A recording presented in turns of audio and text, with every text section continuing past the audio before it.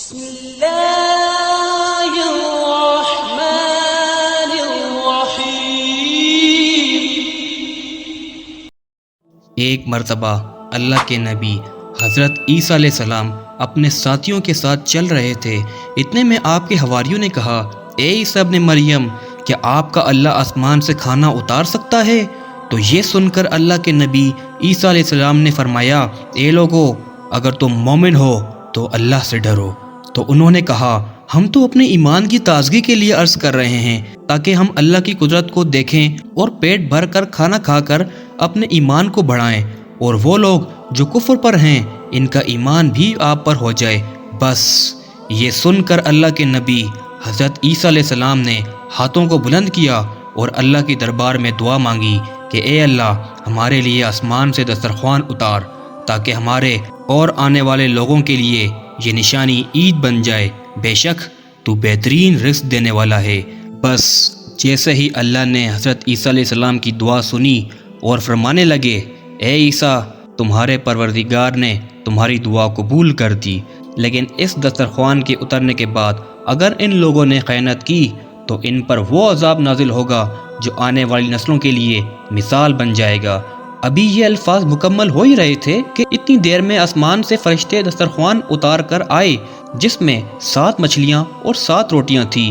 بعض روایتوں میں ہے کہ آسمان سے مچھلی اور گوشت اترا، اور کچھ روایتوں میں ہے کہ ایک بڑی مچھلی خوب پکی ہوئی اور قسم قسم کی سبزیاں اور روٹیاں دسترخوان پر موجود تھی، اور ایک روٹی پر روغن زیتون، اور ایک پر شہد، اور ایک پر گھی، اور ایک پر پنیر، اور ایک پر گوشت کی بوٹیاں تھیں۔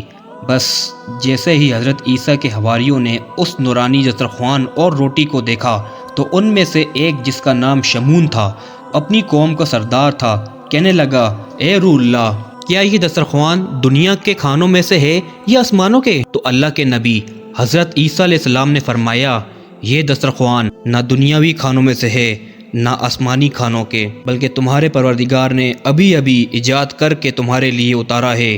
پھر آپ فرمانے لگے کہ خوب پیٹ بھر کر کھاؤ اور اس میں خیانت نہ کرنا اور نہ ہی کل کے لیے ذخیرہ کرنا، ورنہ اللہ کا عذاب تم پر آ پہنچے گا۔ لیکن افسوس، وہ لوگ اس کھانے میں خیانت بھی کرتے ہیں اور کل کے لیے تھوڑا تھوڑا چھپانا بھی شروع کر دیتے ہیں۔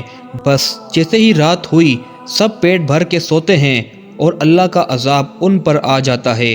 اب جیسے ہی سورج طلوع ہوا تو ان میں سے کچھ خنزیر اور کچھ بندر بن گئے اور ادھر ادھر بھاگنا شروع کر دیتے ہیں اور اپنے آپ کو نوچتے رہتے ہیں۔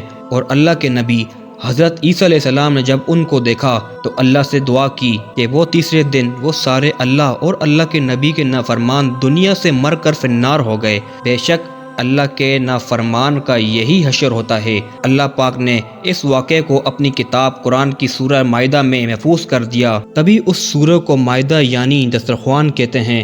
اے اللہ، ہم سب کو اپنے فرما بردار بندوں میں شامل کر اور ہم سب کو ویسا بنا جیسا تو ہمیں دکھنا چاہتا ہے، آمین۔